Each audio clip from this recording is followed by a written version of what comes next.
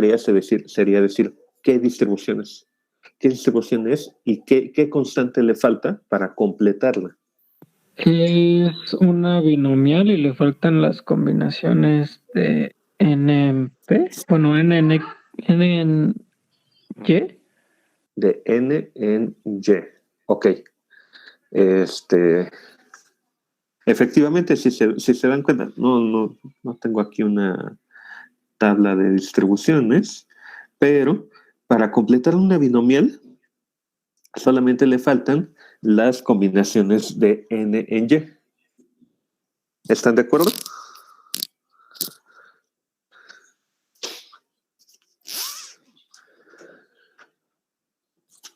¿Qué opinan, muchachos?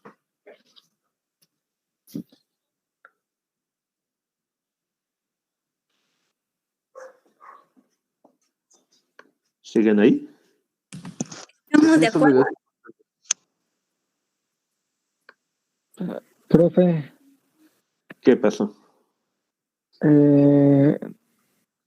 cuando pone Y es igual a la suma de las X, Ajá.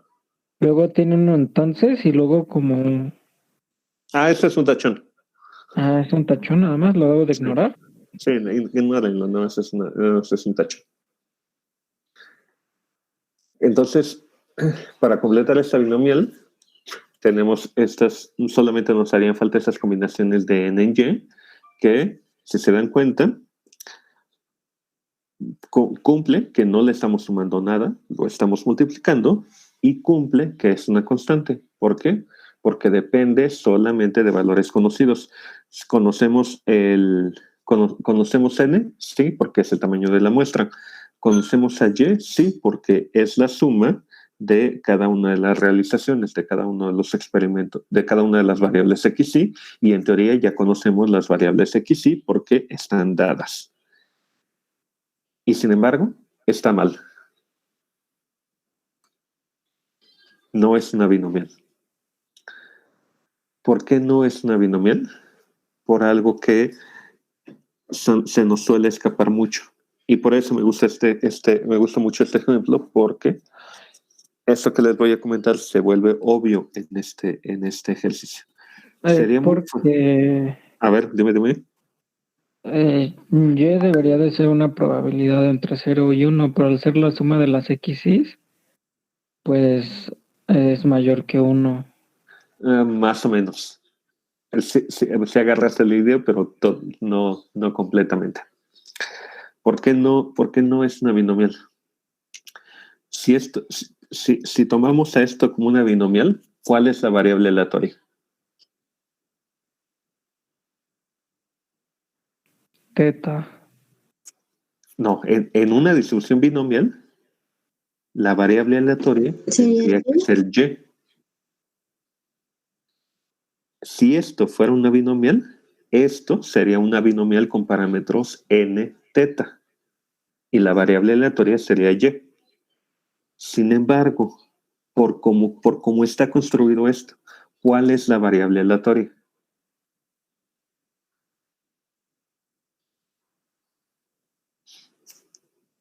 ¿X? ¿La suma de las X, sí?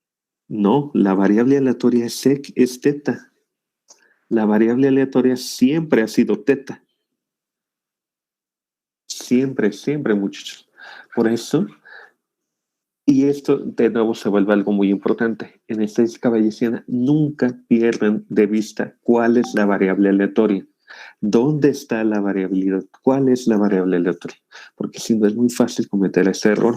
Aquí ustedes pueden decir, pues esto es obviamente una binomial, ya no le faltan las combinaciones. Y sí, efectivamente, pero si conciben a esto como una binomial, entonces esto tendría que ser una binomial. Y sería Y, que se distribuye como una binomial con parámetros n teta. Y entonces, mágicamente, lo que hicieron fue cambiar lo que es un parámetro, que en este caso es esta Y, lo están cambiando por la variable aleatoria. Y mágicamente, lo que es la variable aleatoria lo están convirtiendo en un parámetro, y el parámetro lo están convirtiendo en variable aleatoria. Y no, en realidad lo que no deben de olvidar que es teta, que siempre ha sido teta, la variable aleatoria, no Y. Y es información conocida. Y puede ser un parámetro, puede ser una constante, o puede ser nada más o hay un valor que está ahí. Pero la verdadera variable aleatoria es teta. Siempre ha sido teta. ¿Cuál debería ser la distribución a priori para teta? Todo esto lo estamos haciendo sobre teta. La variable aleatoria teta. La variable aleatoria teta. Entonces, ahí muchachos, no se les olvide. Y cuando estén haciendo este tipo de cosas, tengan siempre presentes, tengan siempre presente cuál es la variable aleatoria. Entonces, si teta es la variable aleatoria, esto no puede ser una binomial. Porque para qué? Porque para una binomial, teta tendría que ser el parámetro. Y teta no es el parámetro. Teta es la variable. Aquí estaría bien un meme del tipo, óyeme, no, mi ciela. Teta es una variable aleatoria. Y entonces, como teta es una variable aleatoria, pues, ¿qué creen? En realidad, la constante que completaría esta distribución, en realidad sería esta monstruosidad, que en realidad es una función beta, pero que al final del día completa una distribución beta. ¿Sí lo ven?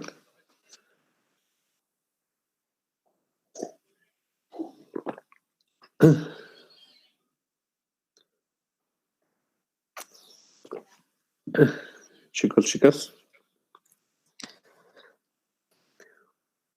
¿Podría repetir esa última parte, profesor, por favor?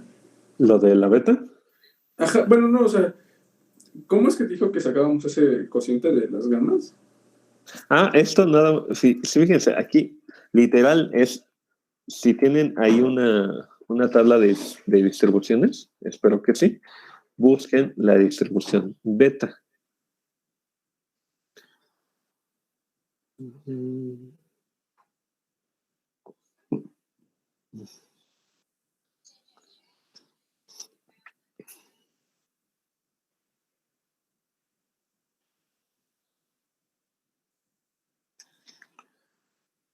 No tengo ninguna aquí a la mano.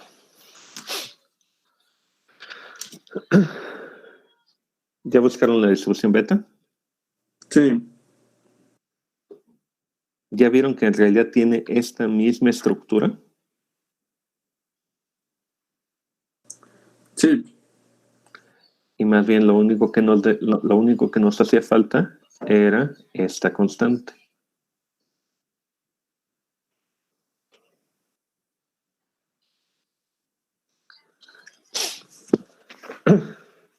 Y fíjense, otro punto que se me pasó a decirles, pero otro punto en donde también se vuelve súper obvio que no puede ser una binomial, es por esto. Cuando estábamos hablando de que distribución a priori podía ser, uno de los argumentos para usar una uniforme continua es que teta, la proporción, era una variable aleatoria continua. ¿Están de acuerdo?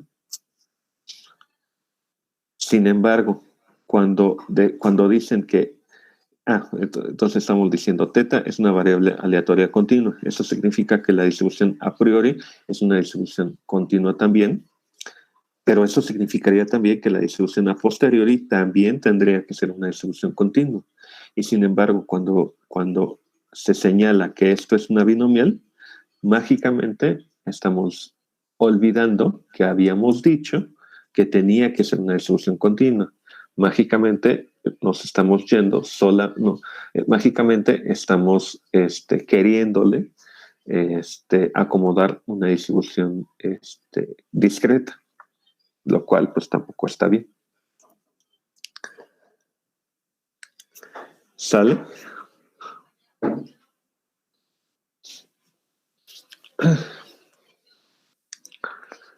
¿Dudas acerca de esto?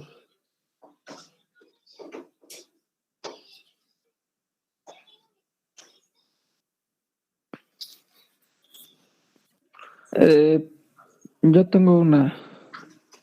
Adelante, por favor. Tenemos que la función de verosimilitud de teta dado x es igual a teta a la y 1 menos teta a la n menos y. Y Ajá. luego volvió a poner una igualdad con lo mismo, pero le agregó La de y de teta, creo. la a priori. ¿Por qué? Porque ya sabemos que la a priori es solamente la indicadora de 0 a 1. Es decir, la a priori vale 1.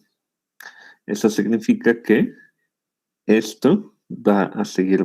Es como si le estuviéramos multiplicando el 1. Si acaso, lo que tendríamos que decir es agregarle esta función indicadora. Pero por eso, porque para este caso, y esto sí es, para este caso en particular, la función a priori literalmente vale 1.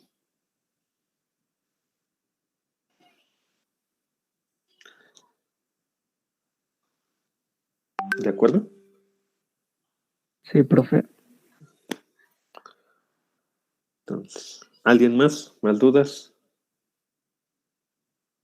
Profe, no Dime. entendí, o bueno, me revolví en el hecho de que si la variable aleatoria era continua y luego suponías que era discreta o, bueno, No. la distribución, ¿por qué se hacía discreta? No, mi punto es que desde que iniciamos el problema dijimos que teta tenía que ser continuo. Entonces, la variable aleatoria es continua, por lo tanto la distribución a priori es continua.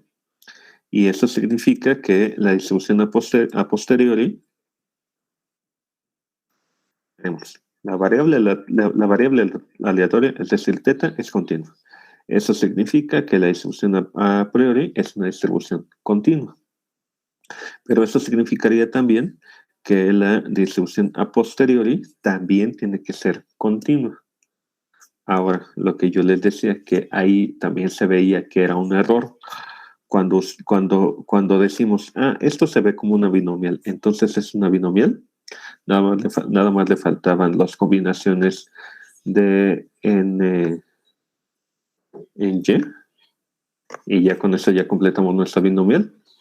Aparte de todo lo que ya de todo lo que ya les dije, de que en una binomial la y es la variable aleatoria y en realidad aquí la variable aleatoria es teta, algo donde también se queda claro que era un error, era que si nosotros tomamos esto como, si nosotros apuntábamos a una binomial, entonces mágicamente decían, es como si mágicamente estábamos poniéndole una distribución discreta y en realidad ya sabíamos que tenía que ser una distribución continua. Entonces ahí también es súper claro que es un error porque estábamos obteniendo una distribución discreta cuando ya de antemano sabíamos que a fuerzas tenía que ser una distribución continua. A eso me referí. No sé si me di a entender. Sí, profe, gracias. No, ¿de qué? ¿Alguien más? ¿Más dudas?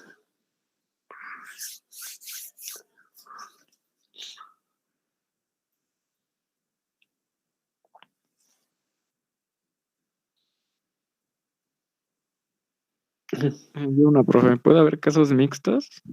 O sea, de que teta sea una variable aleatoria mixta o siempre toma como, bueno, siempre es discreto o continuo. No, sí, esto es como en la estadística inferencial, también puede haber mixtas, que por un intervalo sea discreta y por un intervalo sea continua, sí puede darse el caso. Obviamente es más difícil de resolver, pero sí, se puede seguir dando el caso. Pues, Profe, yo no entendí por qué la función beta está de denominador.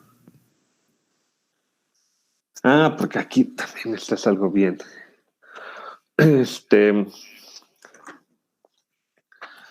A ver, voy a dejar de presentar tantito, más para buscarlo.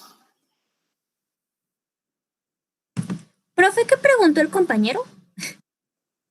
La distribución beta estaba como denominador. Gracias. Oye, profe, una pregunta así súper rápida. Sí, dime. ¿Por qué el numerador es gamma de n más 2? ¿No sería gamma de, así como está el ejercicio de y más n? No, porque según yo, alfa es y más un, y menos uno. ¿Cómo? Espera. Y más uno. Es que la distribución beta es gamma de alfa más beta entre gamma de alfa por gamma de beta por x a la alfa menos 1 por A ver, 1 menos x a la beta menos 1. ya la encontré. Wikipedia, un super Wikipediazo. A ver, tenemos que nuestra función de el producto que habíamos obtenido tiene que ser es teta a la y por 1 menos teta elevado a la n menos y. ¿Están de acuerdo? Ahora, si nos fijamos en cómo se ve la distribución beta, y ahora sí, fíjense, aquí ya nos está diciendo x es la variable aleatoria, alfa y beta son parámetros. Y x es una variable aleatoria que está entre 0 y 1. Todo coincide, todo se ve bien. Entonces, decimos, la función de densidad de la beta es alfa o x por alfa x elevado a la alfa menos 1 por 1 menos x elevado a la beta menos 1. Eso significa que teta vendría ocupando el lugar de la x y y vendría siendo el alfa menos 1. Entonces, para que cumpla con esta forma, entonces el parámetro, dado que tendría que ser, lo voy a poner aquí, Y más 1. y más 1, exactamente. Y el otro n menos y más 1.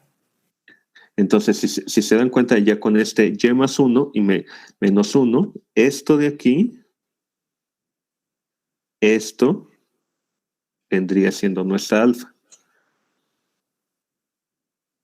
Entonces, ahora sí, alfa es elevado al alfa menos 1, que en este caso alfa sería y más 1 y ya menos 1.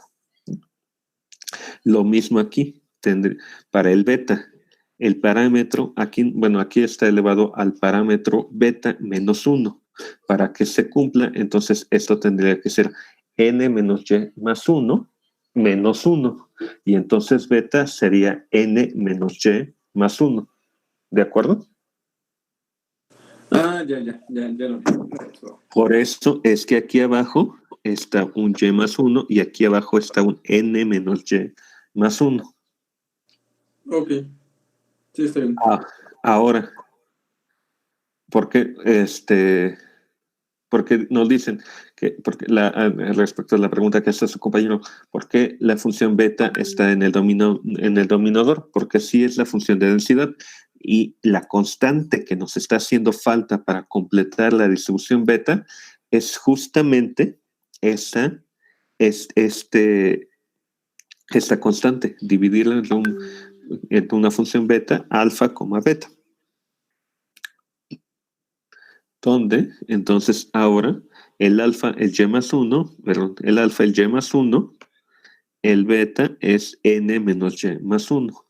Y ahora solamente para aclarar las dudas, la función beta, Y esto también es algo importante. Esto pasa como con la gamma. Acuérdense que hay una distribución gamma y una función gamma. No son lo mismo. Lo mismo pasa aquí. Hay una distribución beta y una función beta. No son lo mismo. La función beta se define como la función gamma de alfa por gamma de beta entre gamma de alfa más beta. En este caso, estaremos diciendo que la constante, bueno, sería, vamos, ponerlo de abajo, alfa. Sí, perdón. Es que como aquí está a la 1 entre beta, entonces por eso están intercambiados el orden del denominador y del numerador. Por eso aquí abajo está gamma de alfa, que sería gamma de y más 1, multiplicado por gamma de beta, que sería gamma de n menos y más 1, y arriba estaría gamma de alfa más beta, que sería gamma de y más 1 más, perdón, el alfa más beta sería y más 1 más n menos y más 1, que sería n más 2. ¿De acuerdo? Sí. ¿Todos? No sé quién lo había preguntado, pero el que preguntó acerca de por qué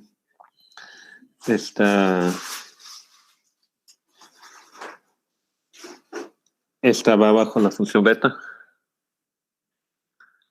Sí, profe, gracias. Okay. ¿Los demás? ¿Se quedó claro? Sí, profe.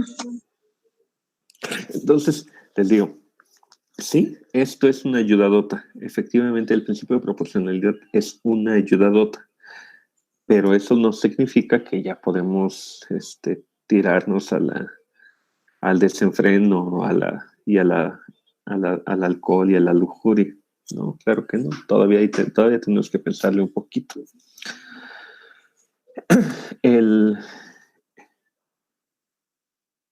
El principio de proporcionalidad nos permite saltarnos la parte de la integración, pero hay puntos que debemos de cuidar. Primer punto, la constante no puede depender de la variable aleatoria. En este caso en particular, por ejemplo, si hubieran propuesto una constante que tenía una teta en algún lado, ahí estaba mal. La constante no puede depender de un valor desconocido. Específicamente no puede depender de la variable aleatoria. Segundo, la constante tiene que ser, como su nombre lo dice, la constante tiene que generar proporcionalidad. Es decir, que no podemos sumarle nada, solamente lo podemos multiplicar. La constante tiene que estarse multiplicando, no puede estarse sumando.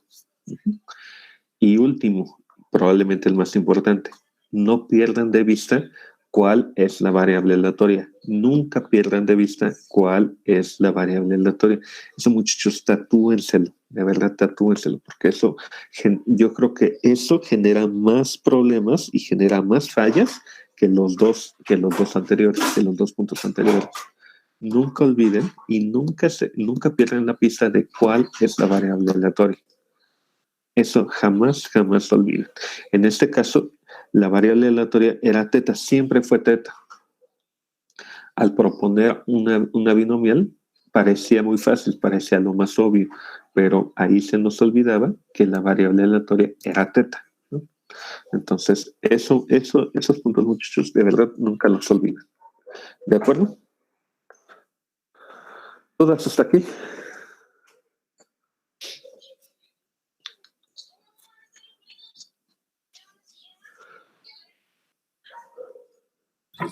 Creo que no, profe. Por el momento creo que todo va bien.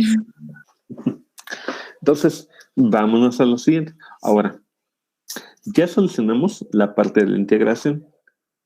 Si ya nos podemos saltar la parte de la integración, ¿qué vendría siendo lo más difícil de esto?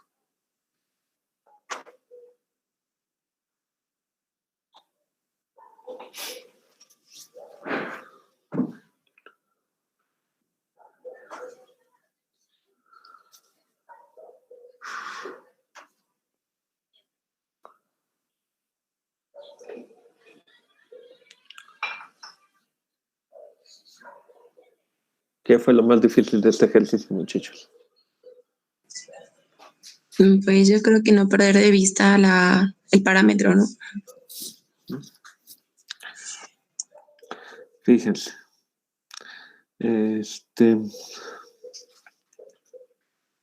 Yo diría que después de la parte de la integración, lo más complicado era, bueno, se vuelve a encontrar la constante adecuada.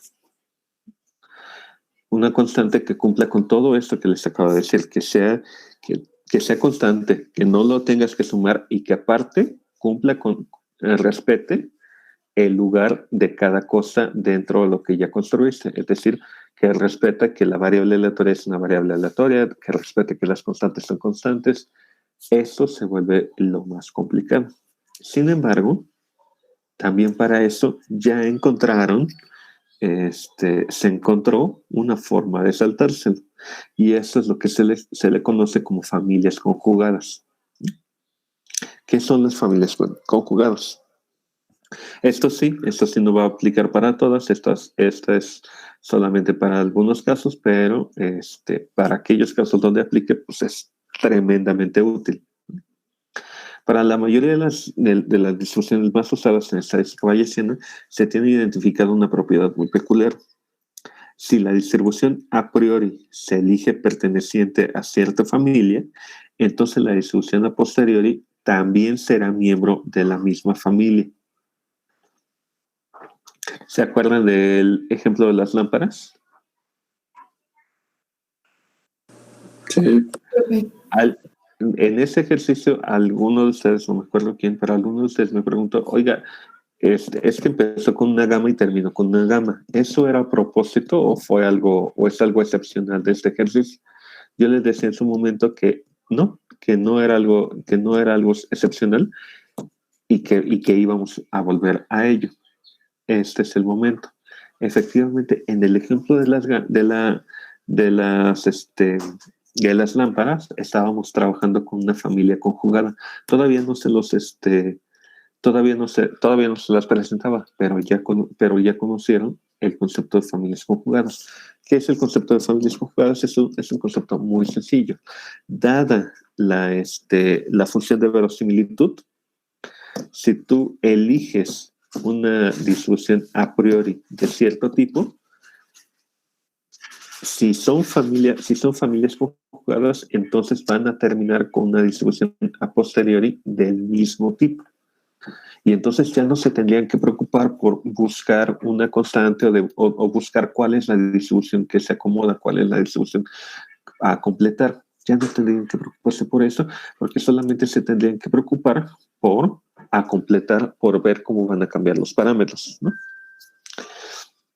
A las distribuciones que mantienen esta propiedad se les conoce como familias conjugadas. Dada la distribución de la muestra, elegir una distribución a priori miembro de una familia conjugada hará particularmente simple calcular la distribución a posteriori. Por ejemplo, vean,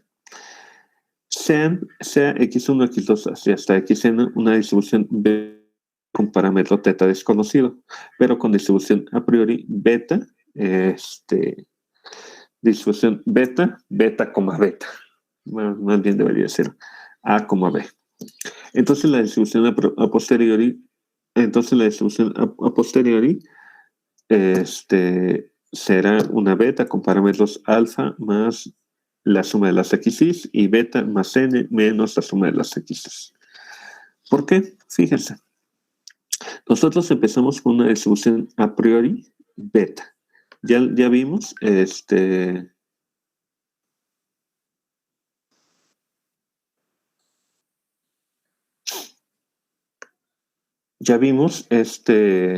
ya vimos que la beta tiene esta forma. Y si se dan cuenta, en realidad este ejemplo es exactamente el que acabamos de resolver, solamente que ahora no empezamos con un uniforme, empezamos con una beta. ¿Están de acuerdo?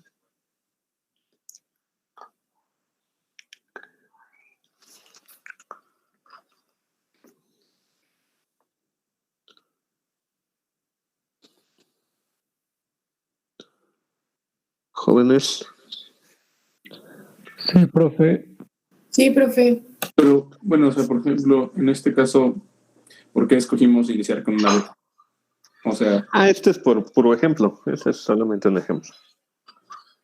ok. Pero es una buena pregunta. Fíjense. Así como hay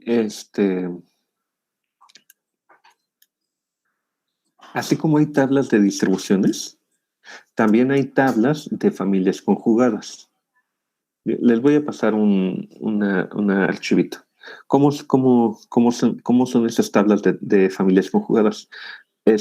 Son muy fáciles. Solamente te dicen, si tu muestra se distribuye de esta forma, es decir, si tú partes de una distribución exponencial, por ejemplo, si la muestra de tu experimento es exponencial, entonces, si tú eliges una distribución a priori gamma, la distribución a posteriori también va a ser una familia gamma. Eso significa que la distribución gamma y la distribución exponencial son familias conjugadas. O mejor dicho, que la distribución gamma es una familia conjugada para muestras exponenciales. Así es como se dice. O pueden decir también que la distribución gamma es una familia exponencial para muestras Poisson, si no me equivoco. También pueden decir algo curioso, que la normal es una familia conjugada para muestras normales, pero no en todos los casos. Más adelante vamos a ver un ejercicio. Y entonces empiezan a ligar esos dos conceptos, empiezan a ligar el concepto de la distribución de la muestra con el concepto de la distribución a priori. Y si es una familia conjugada, entonces eso les asegura que la distribución a posteriori va a ser del mismo tipo que la distribución a priori. ¿De acuerdo? Bueno, entonces, ahora, si la distribución a priori es beta y la distribución a posteriori es Bernoulli, perdón, si la distribución a priori es beta y la distribución de la muestra es Bernoulli, entonces ya sabemos que la distribución a posteriori va a ser proporcional al producto de la verosimilitud por la distribución a priori, ¿no? Eso significa que va a ser proporcional al producto de estas dos cosas. Si sacamos el producto de estas dos cosas, van a ver que tenemos un teta a la alfa multiplicando a un teta a la suma de las x's.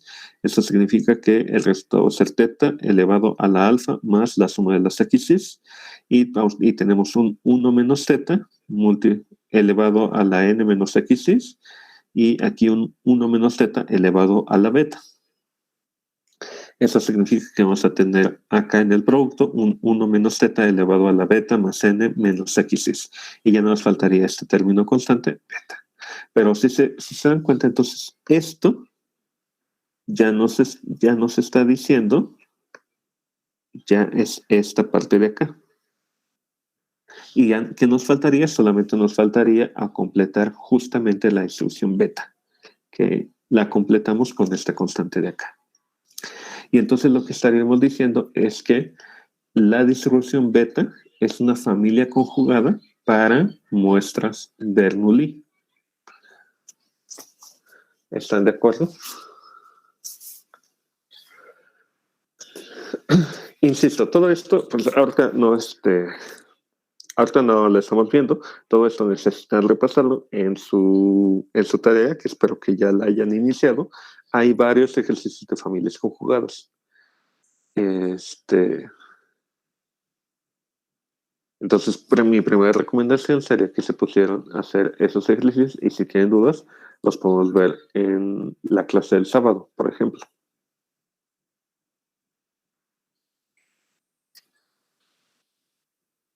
Ok.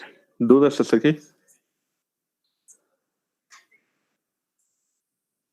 No, profe. Ahora, vean algo curioso. Les decía que esto se parece mucho al ejercicio anterior, porque, bueno, no sé si está aquí, espero que sí esté aquí. Pero vean esto. Un caso especial de la distribución beta es cuando alfa vale 1 y beta vale 1, que coincide con la distribución uniforme en el intervalo 0,1. Entonces, en el ejercicio anterior, ¿qué pasa? Que empezamos con un uniforme y terminamos con una beta. En realidad no es que haya sido un caso raro, tampoco era un caso excepcional.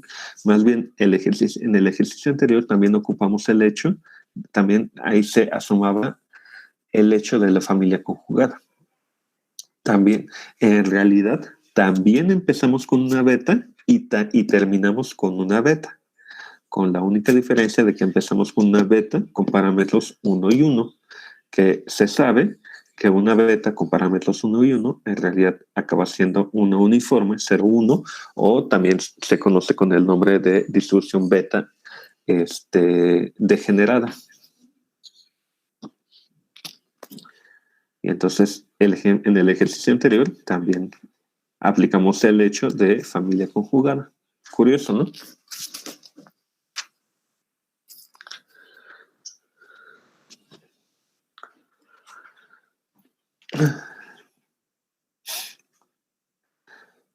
Ahora, podemos ver la definición de familia conjugada. En realidad me interesa más que se queden con el concepto, con la idea de lo que es la familia conjugada, más que con la definición, pero de todas maneras, aquí está la definición de familia conjugada. Sea X1, X2, así hasta una asociación de variables aleatorias condicionalmente independientes a teta, con función de densidad conjunta f de x dado teta. Sea, ¿alguien se acuerda cómo se llama esta letra griega? ¿Phi? ¿Phi? ¿Sea phi? Sí, es phi. No sé, pero tenemos caso. Si no es phi, pues ya. En este contexto la conoceremos como phi. Sea phi una familia de posibles distribuciones sobre el espacio parametral omega, sobre el espacio parametral omega, y suponga que sin importar la distribución a priori que elijamos de phi, o los valores de las variables aleatorias, la función a posteriori es un elemento de phi también. Entonces se dice que la familia phi es una familia conjugada para muestras con distribución f de x dado teta. A su vez, también podemos definir lo que se van a conocer como los hiperparámetros, que también es un concepto muy sencillo. Los parámetros asociados a la distribución a priori de una familia conjugada son llamados los hiperparámetros a priori, mientras que los asociados a la distribución a posteriori se conocen como los hiperparámetros a posteriori. Es decir, para este ejemplo que tenemos acá, los hiperparámetros a priori vendrían siendo alfa y beta. Los hiperparámetros a posteriori serían alfa más la suma de las x's y beta más n menos la suma de las x's. En pocas palabras, son solamente cómo van a quedar los parámetros antes de incorporar la información de la muestra. Es decir, cómo son los parámetros en la distribución a priori y cómo van a ser los parámetros en la distribución a posteriori. ¿Ok? Ya investigué y es sí. ¿Sí? Sí, ¿verdad? Era como una PSI. Y el otro es phi, que está al lado.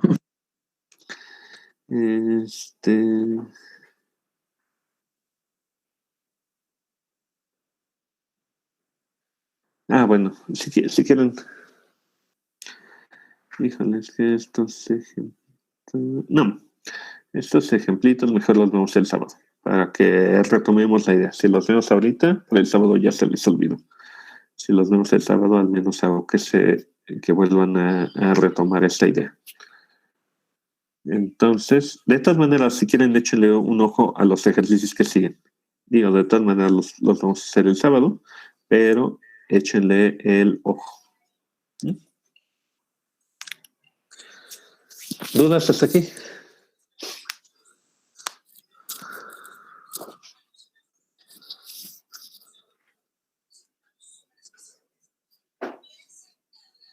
chicos? Yo tengo una duda. Dime. ¿Puedes regresarse al último ejemplo? ¿A ese? Ajá. Ahí porque no debería de ser teta a la alfa menos 1 por 1 menos teta a la beta menos 1. Sí, seguramente. Sí.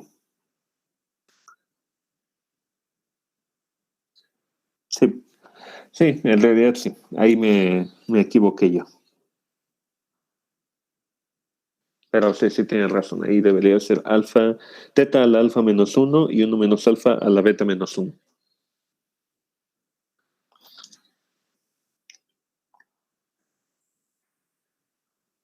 Qué bueno, pero aún así los parámetros siguen siendo los mismos. Alfa más la suma de las x's y beta más n menos la suma de las x's. En realidad me falló ahí la notación.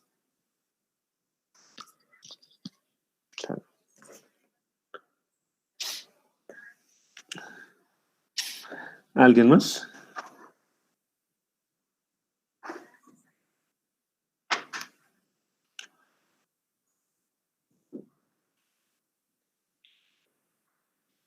Profe, Ahorita seguro el sábado, sí, profe. Bueno, aunque no lo crees, esa declaración me da gusto. profe, ¿puede bajarle tantito la definición? ¿Así? Gracias. ¿Más dudas? ¿Comentarios?